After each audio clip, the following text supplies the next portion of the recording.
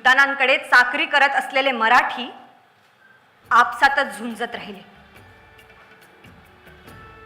त्यांचे कारकून मराठी, त्यांचे लढवय्ये मराठी, त्यांचे तिरंदाज, बरकंदाज, भालाईत, ढालाईत, एक जात सारे मराठीच. युद्ध कोणाचेही असो, जय पराजय कोणाचाही होवो, पण युद्धात दोन्ही बाजूने रक्त सांडणार ते मराठी आणि जीव गमावणार तेही मराठीच. आणि बदल्यात काय मिळणार? तर बादशहाची वाहवा, तोहफा. कधी मनसबदारी वाढेल, कधी एखादा तुराही वाढेल, पण शेवटी शेवटी आपण चाकरच, आपण गुलामगिरीतच राहणार.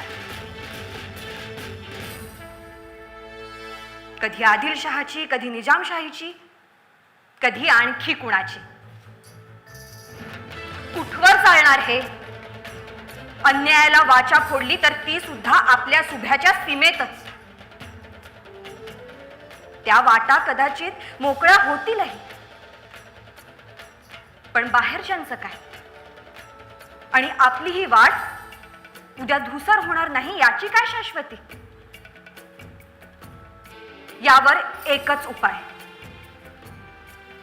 आपल्या लोकांनी आपल्या लोकांच्या भल्याचं राज्य निर्माण करायला हवं, जिथं आपल्या पोराबाळांच्या ओठांवर हसू असेल, गाई गुरांना मनसोक्त चरायला मिळेल असं राज्य,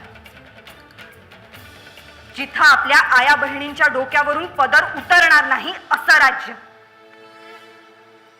जिथं आपल्या काळ्या आईची कूस उजेल आणि आपलं धान्य आपल्या लेकरांच्या पोटात जाईल असं राज्य, जिथं आपला घाम आपल्या मातीत सांडेल आणि आपल्या रक्ताने आपल्या विजयाचा इतिहास लिहिला जाईल असं राज्य,